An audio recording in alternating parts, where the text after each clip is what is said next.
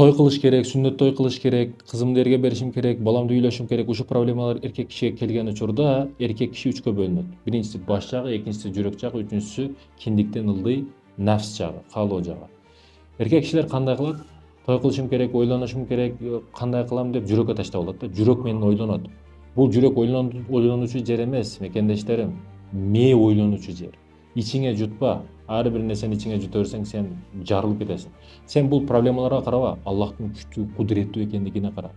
Сенин секунд сураганда көп нерсени сурай бер Аллах Тааладан.